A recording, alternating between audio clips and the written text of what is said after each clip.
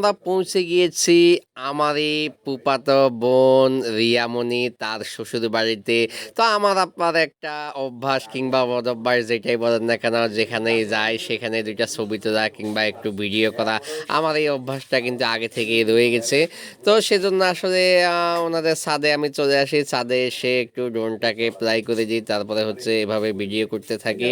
তারপর দেখা যাচ্ছে যে ওদের বাড়ির আশেপাশে অনেকগুলা গাছপালা দেখা যাচ্ছে। তো আসলে এই বাড়িটি হচ্ছে রামগঞ্জের পাশে যে আংড়াপাড়া, এই আংড়াপাড়া বেল্লাল মেয়রের বাড়ির পাশে বক্সি বাড়ি বলে যেটাকে আর কি, ওই বক্সি বাড়ি থেকে আসলে আমি ড্রোন প্লাই করেছি।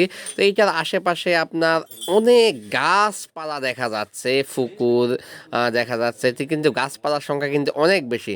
তো এই সমস্ত গাছপালা দেখে আমার মনের মাঝে একটা প্রশ্ন জাগলো যে আচ্ছা, গাছ থেকে তো আমরা অক্সিজেন পাই, এই অক্সিজেনের কারণে আসলে আমরা বেঁচে থাকি, অক্সিজেন গ্রহণ করেই প্রাণী করে বেঁচে থাকে, পরিবেশের ভারসাম্য রক্ষা হয়।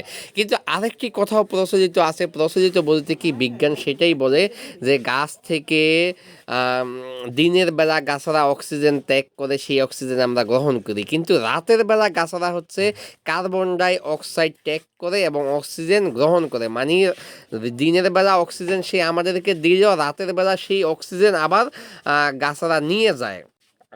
অপরদিকে আপনার কার্বন ডাই অক্সাইড ত্যাগ করে গাছরা।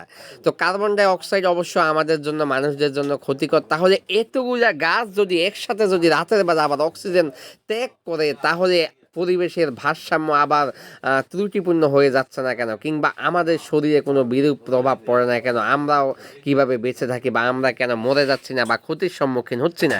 এই প্রশ্নের যদি উত্তর দিবেন সবাই।